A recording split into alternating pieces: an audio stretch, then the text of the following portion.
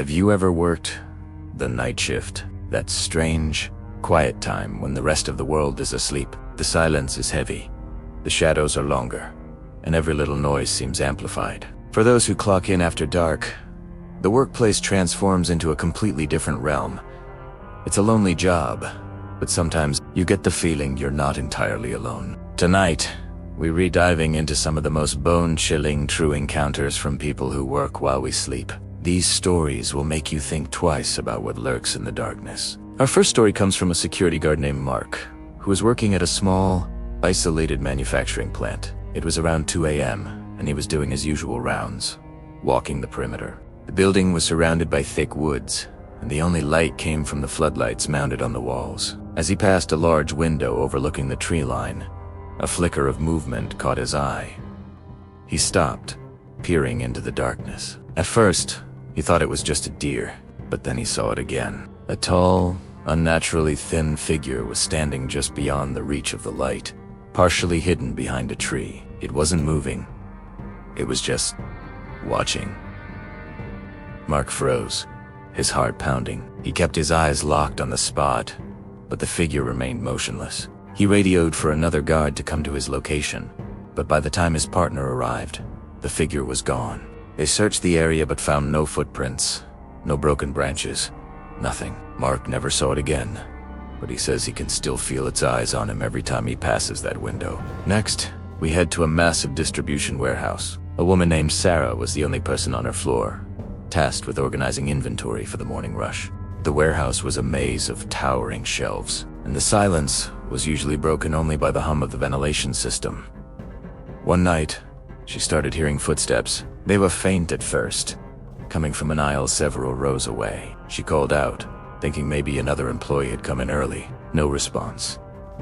The footsteps stopped. She tried to ignore it, blaming it on the building settling, but then they started again, closer this time.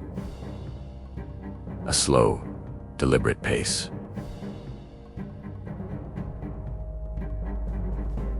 Step, step, step.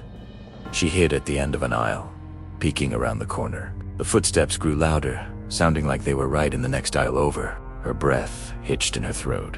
She knew, with absolute certainty, that she was the only one there. The footsteps walked right past the end of her aisle, but she saw nothing. No one was there. She spent the rest of her shift locked in the break room until the sun came up. Imagine this. You're in the middle of your shift, alone in an old office building. And suddenly, everything goes black. The power's out. After a few seconds of terrifying darkness, the emergency lights flicker on, casting long, eerie shadows down the hallways. This happened to a janitor named David. When the red emergency lights kicked in, he saw something at the far end of the corridor. It was a person, standing perfectly still, facing away from him. He couldn't make out any details in the dim, red glow. He shouted, "Hey! Are you okay?" The figure didn't move or respond. David started walking slowly toward it, his footsteps echoing in the silent building. As he got closer, a strange feeling of dread washed over him. He was about 20 feet away when the main power suddenly surged back on, flooding the hallway with bright, normal light. And in that instant, the figure was gone. There was nowhere it could have gone.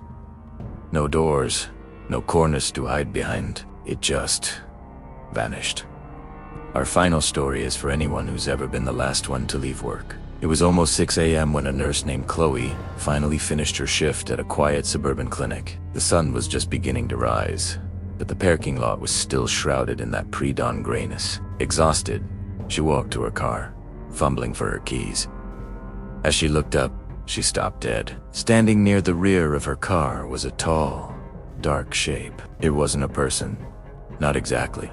It was a pure shadow, but it had a distinct human form. It had no face, no features, just an empty, black void in the shape of a man. She couldn't scream. The fear had her. The shadow figure just stood there, motionless, as if waiting for her. Her heart was hammering against her ribs. Taking a deep breath, she clicked the unlock button on her key fob. The car's lights flashed, illuminating the space where the figure stood. It was gone. She scrambled into her car, locked the doors, and sped out of the parking lot without looking back. So, why do these things seem to happen on the night shift? Is it just tired minds playing tricks? Or does the isolation and the quiet of the late hours somehow peel back a veil, letting us glimpse things we're not meant to see? The fear of being alone in a place that's usually bustling with people creates a unique kind of tension. If you work the night shift, stay aware, trust your gut, and maybe keep a few extra lights on. You never know who or what might be working alongside you in the shadows. Thanks for watching. If you have your own terrifying night shift story, share it in the comments below. Don't forget to like, subscribe, and hit that notification bell so you don't miss our next dive into the unknown. Stay safe.